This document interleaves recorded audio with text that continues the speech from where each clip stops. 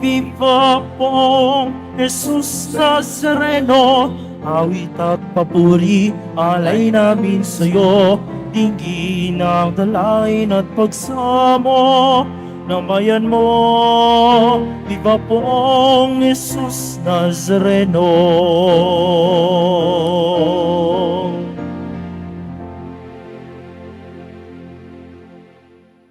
Simulan natin ang ating banal na pagdiriwang sa ngalan ng Ama at ng Anak at ng Espiritu Santo. Amen. Ang pagpapala ng ating Panginoong Hesukristo, ang pag-ibig ng Diyos Ama, at ang pakikipagkaisa ng Espiritu Santo naway sumainyong lahat. At sumayo rin. Mga kapatid, tinipon tayo bilang kaanib ng angkan ng Diyos. Kaya dumulog tayo sa mawaing Panginoon na nagpapatawad ng lubos. Sinugong tagapagpagaling sa mga nagsisisi, Panginoon, kaawaan mo kami. Panginoon, kaawaan mo kami. Dumating na tagapag-aniyayang mga makasalanan ay magsisi, Kristo, kaawaan mo kami. Kristo, kaawaan mo kami. Nakaluklok ka sa kanan ng Diyos Ama para ipamagitan kami. Panginoon, kaawaan mo kami. Panginoon, kaawaan mo kami. Kaawaan tayo ng makapangyarihang Diyos, patawarin tayo sa ating mga kasalanan at patnubayan tayo sa buhay na walang hanggan. Amen. Manalangin tayo. Ama naming makapangyarihan, niloob mong akuin ng iyong anak ang krus at kamatayan upang ang sangkatauhay matubos at mabuhay.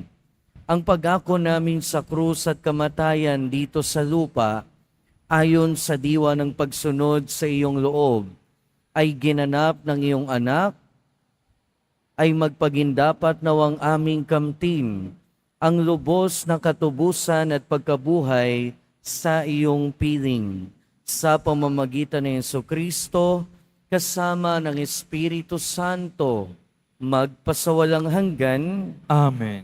Magsiupo muna ang lahat.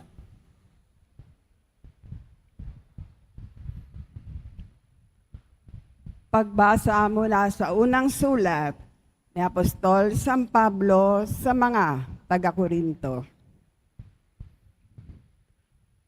Mga kapatid, sapagkat sinugo ako ni Kristo, hindi upang magbinyag, kundi upang mangaral ng mabuting balita. Pinangaral ko nga ito, ngunit hindi sa pamamagitan ng pananalitang batay sa karunungan ng sanlibutan, upang sa gayoy hindi mawala ng kabuluhan ang kamatayan ni Kristo sa krus. Sa mga napapahamak, ang aral tungkol sa pagkamatay ni Kristo sa krus ay kahangalan. Ngunit sa atin na mga iniligtas, ito'y kapangyarihan ng Diyos. Sapagkat nasusulat, sisirain ko ang karunungan ng marurunong at pawawalang kabuluhan ang katalinuhan ng matatalino. Ano ang kabuluhan ngayon ng marurunong na mga eskriba, ng mga mahuhusay na debatista sa daigdig na ito? Pinakikilala ng Diyos na ang karunungan ng sanlibutan ito ay kamangmangan. Sapagkat ayon sa karunungan ng Diyos, hindi niya itinulot na siya'y makilala ng tao sa pamamagitan ng karunungan ng sanglibutang ito. Sa halip, minarapat niyang ang mga nananalig sa Kanya'y iligtas sa pamamagitan ng mabuting balita na aming ipinangangaral, ngunit ipinalalagay naman ng sanlibutan na isang kahangalan. Ang mga Hudyo'y humihingi ng kababalaghan bilang katunayan. Karunungan naman ang hinahanap ng mga Griego. Ngunit ang ipinangangaral namin, si Kristong ipinako sa krus. Isang katitisuran sa mga Hudyo at kahangalan para sa mga Hintil. Subalit sa mga tinawag na Diyos, maging Hudyo at Grego, si Kristo ang kapangyarihan at karunungan ng Diyos. Sapagkat inaakala nilang kahangalan ng Diyos ay karunungan higit kaysa lahat ng karunungan ng tao. At inaakala namang kahinaan ng Diyos ay lakas na higit sa lahat ng kalakasan ng tao. Ang salita ng Diyos. Salamat sa Diyos.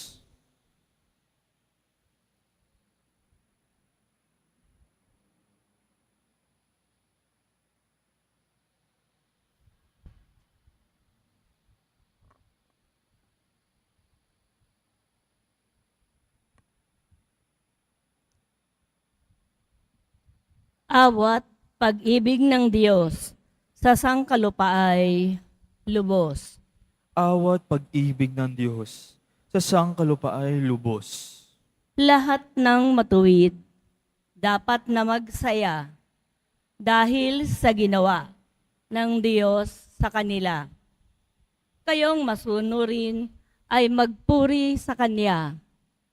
Ang Diyos na Panginoon ay pasalamatan, tugtugin ng alpa at awit ay saliwan. Awat pag-ibig ng Diyos sa sangkalupaay lubos. Panginoon ay tapat sa kanyang salita at maaasahan ang kanyang ginawa. Minamahal niya ang gawang matapat. Ang pag-ibig niya sa mundo ay laganap.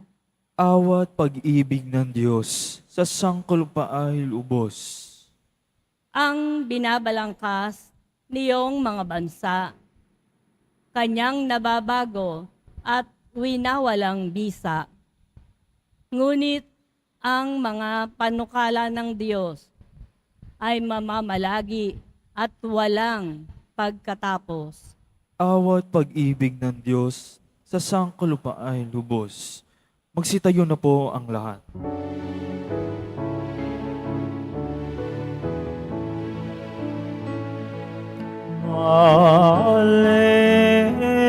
Alleluia, Alleluia, Alleluia, Alleluia.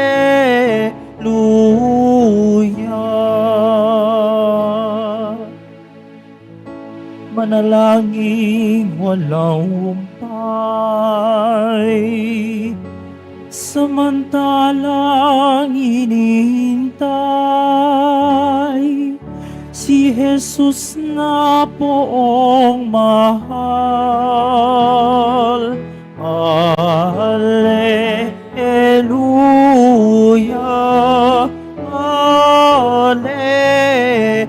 Alleluia, Alleluia,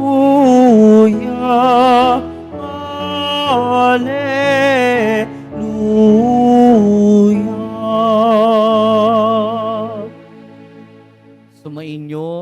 Panginoon. At sumayo rin. Ang mabuting balita ng Panginoon ayon kay San Mateo. Papuri sa iyo, Panginoon.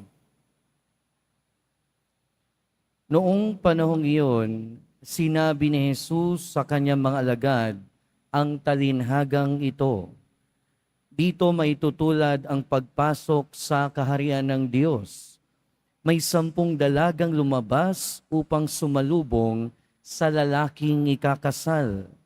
Bawat isa'y may dalang ilawan. Ang 5 sa kanila ay matalino, hangal naman ang 5. Ang mga hangal ay nagdala ng kanilang mga ilawan, ngunit hindi nagbaon ng langis. Subalit ang matatalino ay nagdala ng langis bukod pa sa nasa kanilang ilawan. Nabalam ang dating ng lalaking ikakasal, kaya tinantok silang lahat at nakatulog. Ngunit ng hating gabi na'y may sumigaw, "Narito na ang lalaking ikakasal, salubungin ninyo." Agad nagbangon ang 10 dalaga at inayos ang kanilang ilawan. Sinabi ng mga hangal sa matatalino, "Bigyan naman ninyo kami ng kaunting langis. Aandap-andap na ang aming ilawan. Baka hindi magkasya ito sa ating lahat," tugon ng matatalino. "Mabuti pa'y pumunta muna kayo sa nagtitinda at bumili ng para sa inyo." Kaya't lumakad ang 5 hangal na dalaga. Samantalang bumibili sila, dumating ang lalaking ikakasal. Ang 5 nakahanda ay kasama niyang pumasok sa kasalan at ipininid ang pinto. Pagkatapos dumating naman ang 5 hangal na dalaga. "Panginoon, papasukin po ninyo kami," sigaw nila. Ngunit tumugon siya, "Sinasabi ko sa inyo, hindi ko kayo nakikilala. Kaya magbantay kayo, sapagkat hindi ninyo alam ang araw ni ang oras." Mga kapatid, ang mabuting balita ng Panginoon. Pinupuri ka namin, Panginoong Jesucristo. Magsiupo muna ang lahat. Magandang umaga po sa inyong lahat. At welcome po sa Minor Basilica and National Shrine of Jesus Nazareno. Mga kapatid, kung isa-summarize natin sa isang sentence yung ating mga pagbasa, pwede natin itong isummarize sa pamamagitan ng sentence na matatalino lang ang makakapasok sa langit. Ang mga marurunong lang ang makakapasok sa langit. So ibig sabihin, kung ikaw ay hangal, malamang hindi ka makapasok sa langit. Pero unang-una, tandaan natin na sinasabi sa ating unang pagbasa, ang katalinuhan o ang karunungan ng tao ay kahangalan sa Diyos. So ibig sabihin, iba yung standard natin ng karunungan, pero iba din yung karunungan sa Diyos. Iba yung kahangalan para sa atin, iba rin naman yung kahangalan para sa Diyos. Kaya nga sa unang pagbasa narinig natin na ang pagkapako sa krus, sabi ni San Pablo, para sa mga Hudyo ay katitisuran at kahangalan para sa mga Griego. So unang-una, kailangan tandaan natin na pag sinabi nating karunungan at kahangalan, iba yung iniisip natin na karunungan at kahangalan sa standards ng mga tao, pero iba ang karunungan at kahangalan para sa Diyos. Pero ano nga ba ang ibig sabihin ng marunong para sa ating Panginoong Hesukristo? Sa standards ng Panginoon, ano nga bang ibig sabihin ng pagiging marunong? Kung pagbabasihan natin ang ating mabuting balita ngayon, pwede nating sabihin na ang taong marunong ay ang taong handa. At ang taong marunong ay alam kung ano ang dapat paghandaan at alam kung kailan dapat maghanda at alam kung papaano maghanda. Sa atin kasing mga tao, hindi naman natin alam talaga minsan kung ano ang dapat nating paghandaan. Ano ba yung pinaghahandaan natin ngayon? Sa ngayon, malamang yung mga pinaghahandaan natin ay yung makamundo nating buhay. Marami sa atin ang pinaghahandaan, retirement. Para pagka nagka-retire na, mas maginhawa ang buhay. Marami sa atin pinaghahandaan yung pagkakasakit in the future. Yung mga medyo bata-bata pa ang pinaghahandaan, syempre yung pag-aaral para makagraduate. Yung mga magulang naman na nagpapaaral, pinag-iipunan yung pag-aaral ng kanilang anak at kung ano-ano pa. Pero ang paalala sa atin ng ating Panginoon, magbantay kayo sapagkat hindi ninyo alam ang araw ni ang oras. So ibig sabihin, habang naghahanda tayo sa bawat pagharap natin sa buhay na ito, dapat naghahanda rin tayo sa pagharap sa araw na tatawagin na tayo ng Diyos. So ano ang dapat paghandaan? Meaning dapat din natin paghandaan araw-araw ang ating pagharap sa ating Panginoon. At papaano tayo naghahanda?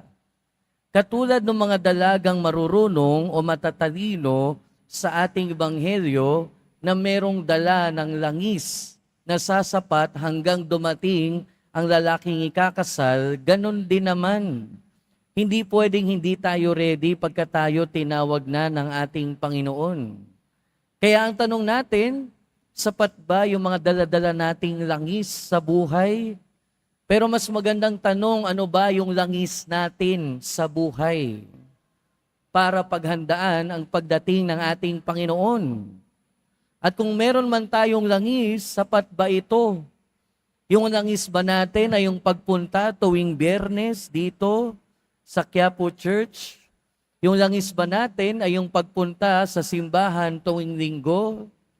Yung langis ba natin ay yung pagdarasal ng Rosario, pagdedebosyon sa iba't ibang mga patron? Pero tanungin natin yung ating sarili, sasapat ba ang mga langis na ito pag dumating na yung araw na tawagin tayo ng ating Panginoon? O baka naman aandap-andap na yung ating ilawan? Baka mahuli tayo na hindi pala tayo ready. Kasi minsan, katulad ng mga dalaga na hangal sa ating ebanghelyo, akala natin sapat na yung paghahanda natin sa buhay. Akala natin sapat yung langis na dala natin. Ang di natin alam, o baka di natin alam, hindi pala sapat. Sa pagsisimba pa nga lang, di ba? Minsan hindi na sapat yung dala nating langis. Paano natin masasabing sapat yung dala nating langis? Kung sa misa pa lang, wala na agad yung isip natin, natutulog tayo, o kung ano-ano yung ginagawa natin, wala yung puso natin sa misa. O di kaya naman, active nga tayo sa misa, active tayo sa ating buhay espiritual, pero kulang yung pagmamahal natin sa kapwa. Nakakapanira tayo, nakakachismis tayo, nagkakasala tayo ng paulit-ulit. Kung ganon, hindi rin sapat yung langis na dala natin. Kaya magandang tanungin ngayon, ano yung pinaghahandaan natin? At kung alam natin kung ano yung pinaghahandaan natin, ang pagdating ng ating Panginoon, papaano tayo naghahanda? Maganda rin tanong yun. Papaano tayo naghahanda? At kung papaano naghanda, yung mga matatalinong babae, dalaga sa ating ebanghelyo, in the same way, ganun din naman yung panawagan sa atin. Sana alam natin yung mga bagay na pinaghahandaan natin at sana alam natin kung papaano maghanda. At papaano ba maghanda? Papaano maghanda? Tanong din yun kung kailan maghahanda.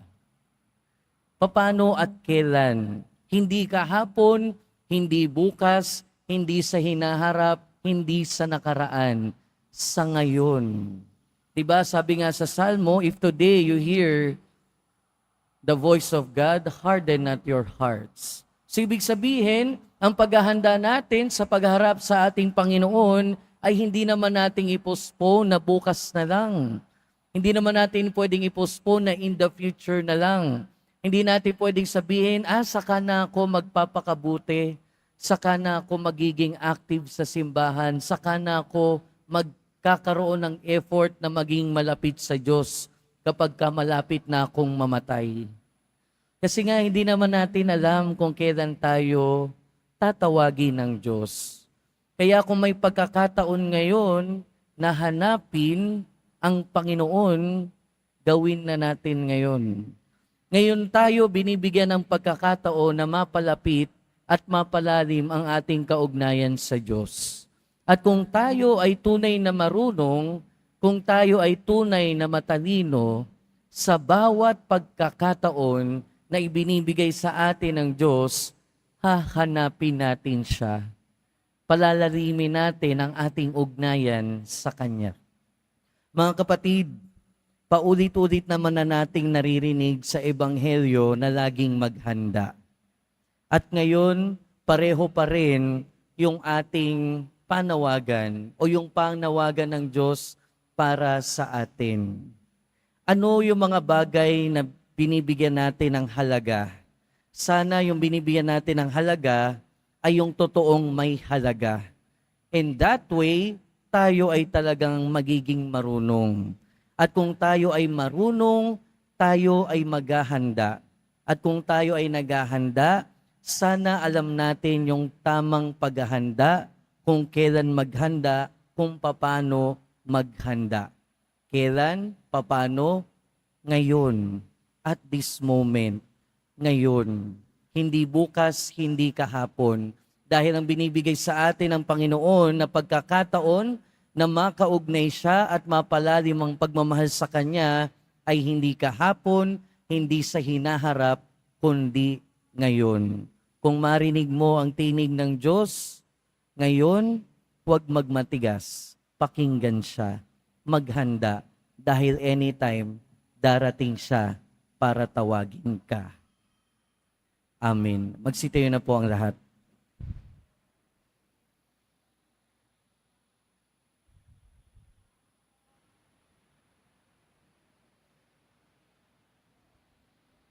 Mga minamahal kong mga kapatid, idulog natin sa mahal na poong Jesus Nazareno ang ating mga kahilingan. Taglay ang matibay na pananampalataya sa Kanyang pagkadiyos, ang tapat na pag-asa sa Kanyang kapangyarihan at ang maningas na pag-ibig sa Kanyang puso. Sa bawat panalangin ng ating itutugon, mahal na poong Jesus Nazareno, kaawaan mo kami. Mahal na poong Jesus Nazareno, kaawaan mo kami. Upang ang Eucharistia na ating tinatanggap sa komunyon at inihahandog sa misa bilang alaala ng mga hirap ng mananakop ay magdulot sa atin ng wagas na pagmamahal sa Diyos at sa kapwa. Manalangin tayo. Mahal na poong Jesus Nazareno, kaawaan mo kami. Upang ang panalangin ni Jesus Nazareno sa halamanan ng Getsemani, na dito'y pinawisyan siya ng dugo, ay maghasik sa atin ng pagkahilig sa panalangin, na siyang mabisang lunas sa lahat ng karamdaman ng tao. Manalangin tayo. Mahal na poong Jesus Nazareno, kaawaan mo kami. Upang ang kanyang koronang tinik, damit na purpura at krus, ay magpaalaala sa atin na ang kanyang mga aral at simulain bilang hari ng sanlibutan ay dapat maghari sa ating isipan, angkan at lipunan. Manalangin tayo. Mahal na poong Jesus Nazareno, kaawaan mo kami. Upang sa bisa ng kanyang pagpapasa ng krus sa lansangan sa Jerusalem, ay matuto tayong makiramay at makihati sa mga kahirapan at tiisin ng kapwa. Manalangin tayo. Mahal na poong Jesus Nazareno, kaawaan mo kami. Upang tulungan tayo ng mahal na Birhen, ina ng hapis, na maging tunay na larawan ng kanyang anak sa isip, wika at gawa, nang sa gayon ay makamit ang ating kahilingan sa poong Jesus Nazareno. Manalangin tayo. Mahal na poong Jesus Nazareno, kaawaan mo kami. Ama naming mapagmahal, na hayag sa salita, gawa, buhay at kamatayan ng iyong anak, na ang Diyos ay pag-ibig. Maipahayag dinawa namin ang katotohanan ito sa pamamagitan ni Jesus Nazareno, Panginoon namin, magpasawalang hanggan. Amen. Magsiupo muna ang lahat.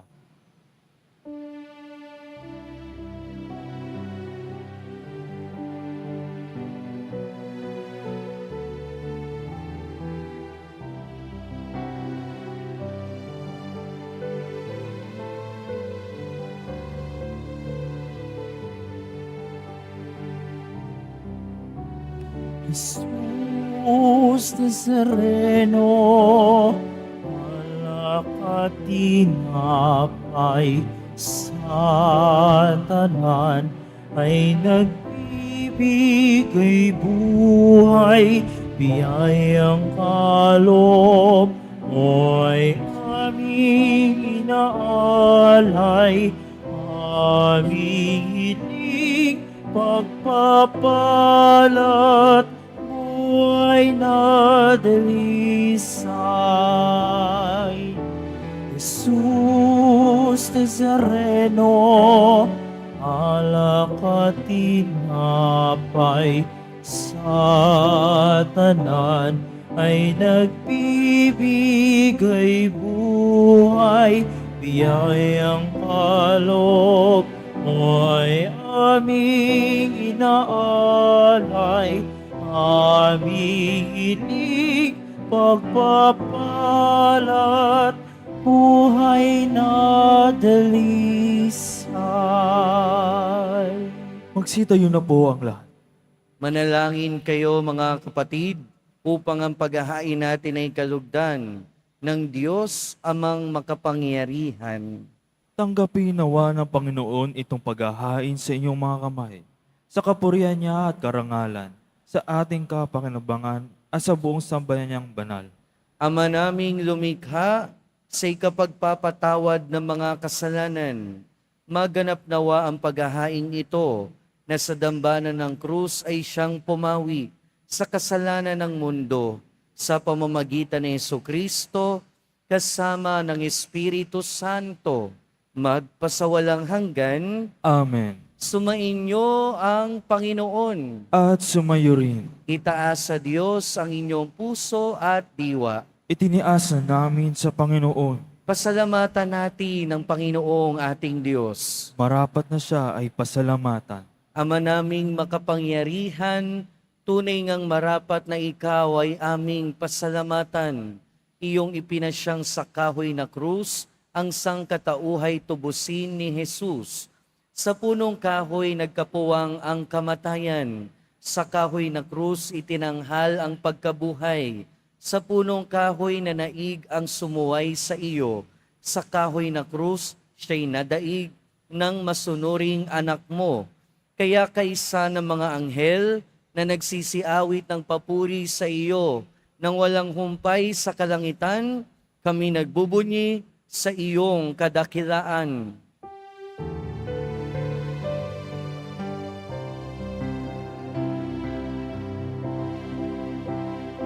Santo, Santo, Panginoong Diyos ng mga hukbo, napupuno ang langit at lupa ng kadakilaan mo. Hosana sa kaitaasan, pinagpalang na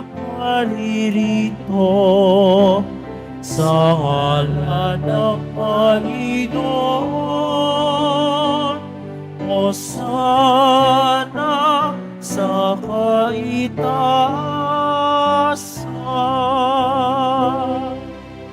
Magsilud po ang lahat.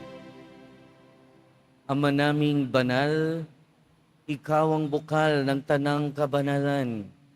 Kaya't sa pamamagitan ng iyong Espiritu, gawin mong banal ang kaloob na ito upang para sa aming maging katawan at dugo ng aming Panginoong Hesukristo. Bago niya pinagtiis ang kusang loob na maging handog, hinawakan niya ang tinapay, pinasalamatan kaniya, pinaghati-hati niya iyon, iniabot sa kanyang mga alagad at sinabi, "Tanggapin ninyong lahat ito at kanin.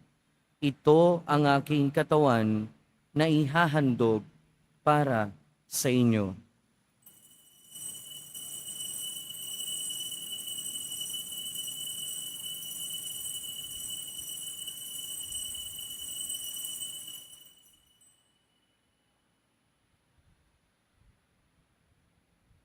Gayon din naman nung matapos ang hapunan, hinawakan niya ang kalis, muli kanyang pinasalamatan.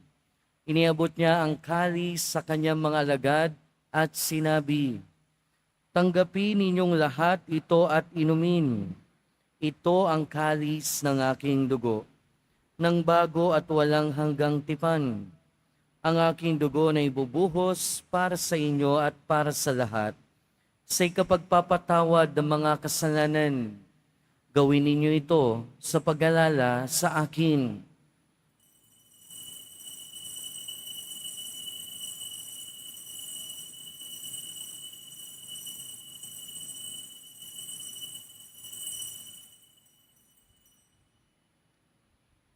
Magsitayo na po ang lahat. Ipagbunyi natin ang misteryo ng pananampalataya. Si Kristo'y namatay, si Kristo'y nabuhay, si Kristo'y babalik sa wakas ng panahon. Ama, ginagawa namin ngayon ang pag-alala sa pagkamatay at muling pagkabuhay ng iyong anak. Kaya tiniaalay namin sa iyo ang tinapay na nagbibigay buhay at ang kalis na nagkakaloob ng kaligtasan. Kami nagpapasalamat dahil kami iyong minarapat na tumayo sa harap mo para maglingkod sa iyo. Isinasamo namin kaming magsasalo-salo sa katawan at dugo ni Kristo ay mabuklod sa pagkakaisa sa pamamagitan ng Espiritu Santo. Ama, lingapin mo ang iyong simbahang laganap sa buong daigdig. Puspusin mo kami sa pag-ibig kaysa ni Francisco na aming Santo Papa at ni Jose na aming Obispo at ng Tanang Kaparian. Alalahanin mo rin ang mga kapatid naming nahimlay nang may pag-asang sila'y muling mabubuhay, gayon din ang lahat ng mga pumanaw. Kaawaan mo sila at patuloyin sa iyong kaliwanagan. Kaawaan mo at pagindapating kaming lahat na makasalo sa iyong buhay na walang wakas, kaysa ng mahal na Birheng Maria na ina ng Diyos, ng kabiyak ng puso niya si San Jose, kaysa ng mga apostol ni San Juan Bautista at ng lahat ng mga banal na namuhay dito sa daigdig ng kalugod-lugod sa iyo. May pagdiwang nawa namin ang pagpupuri sa ikararangal mo sa pamamagitan ng iyong anak na aming Panginoong Hesukristo. Sa pamamagitan ni Kristo, kasama niya at sa Kanya, ang lahat ng parangal at papuri ay sa iyo, Diyos amang makapangyarihan, kasama ng Espiritu Santo, magpasawalang hanggan.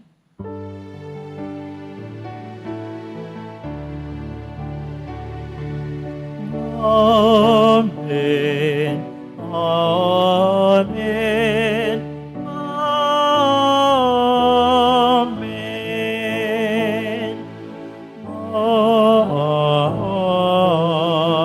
Amen.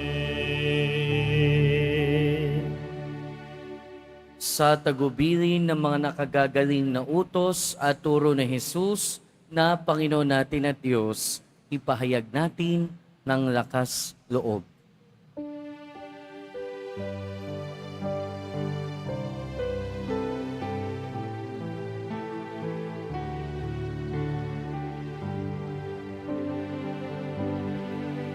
Ama namin, sumasalangit ka, sambahin ang ngalan mo, mapasamin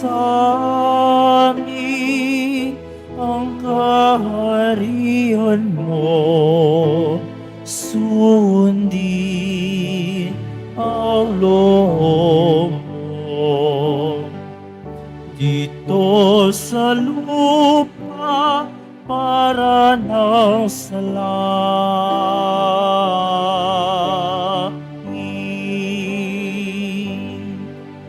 Bigyan mo kami ngayon ang aming kakanin sa araw-araw at patawarin mo kami sa aming mga sala para na pagpapatawad namin sa nagkakasala sa amin, at huwag mo kami ipaintulot sa tukso, at yadya mo kami sa lahat ng masama.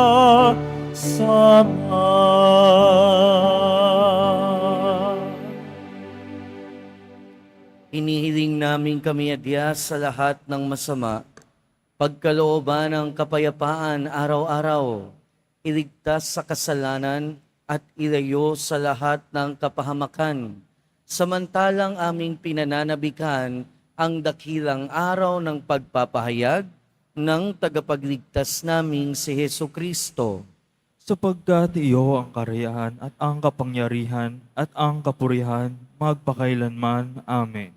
Panginoong Hesu Kristo, sinabi mo sa iyong mga apostol, kapayapaan ang iniiwan ko sa inyo, ang aking kapayapaan ang ibinibigay ko sa inyo. Tunghayan mo ang aming pananampalataya at huwag ang aming pagkakasala.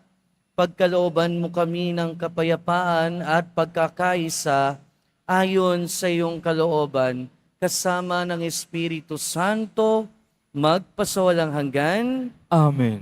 Ang kapayapaan ng Panginoon ay laging sumainyo. At sumayo rin. Magbigayan tayo ng kapayapaan sa isa't isa. Please be with you po. Kordero ng Diyos na nag-aalis ng mga kasalanan ng sanlibutan, maawa ka sa amin. Kordero ng Diyos na nag-aalis ng mga kasalanan ng sanlibutan, maawa ka sa amin.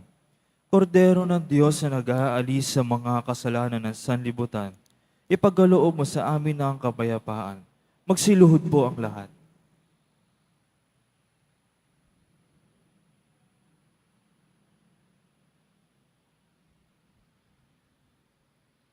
Ito ang kordero ng Diyos. Ito ang nag-aalis ng kasalanan ng sanlibutan. Mapalad ang mga inaanyayahan sa kanyang piging. Panginoon, hindi ako karapat-dapat na magpatuloy sa iyo, ngunit sa isang salita mo lamang ay gagaling na ako.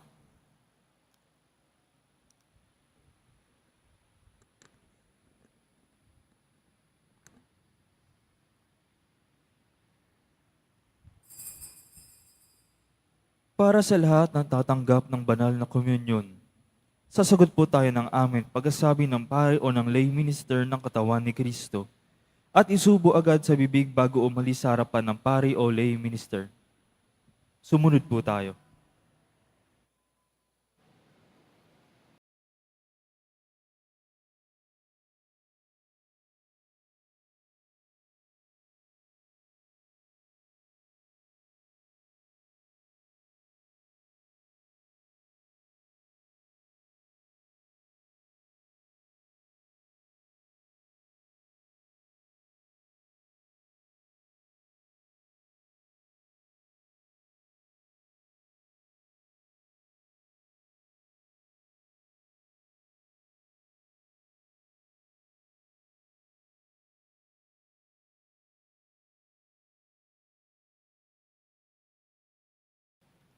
Manalangin tayo. Panginoong Hesus Kristo, kaming nagsalo-salo sa banal na pakikinabang, ay nakikiusap sa iyo na ang mga nasa gitnang kahoy na krus na nagbibigay buhay ay iyong ihatid sa pagkabuhay sa kaluwalhatian, sapagkat ikaw ang Panginoon, magpasawalang hanggan. Amen. Sumainyo ang Panginoon. At sumayo rin.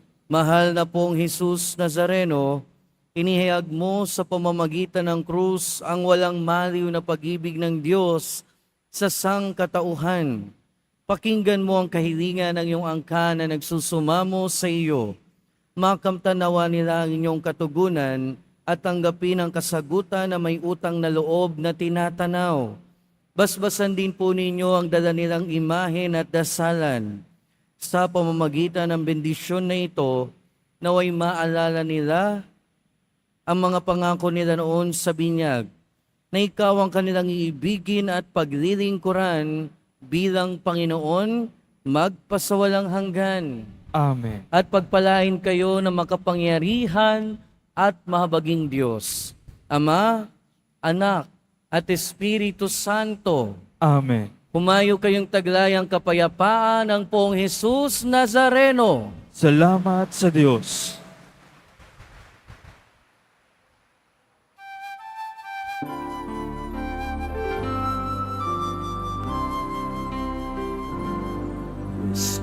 Padre Jesus Nazareno, sinasamba ka namin, pinipinto ka namin, aral mo aming buhay at kaligtasan. Padre Jesus Nazareno, iligtas mo kami sa kasalanan. Ang krus mong kinamatayan ay sagisag ng aming kaligtasan. Nuestro Padre Jesus Nazareno, dinarangal ka namin. Nuestro Padre Jesus Nazareno, dinulwalhati ka namin. Nuestro Padre Jesus Nazareno, dinarangal ka namin. Nuestro Padre Jesus Nazareno, dinulwalhati ka namin.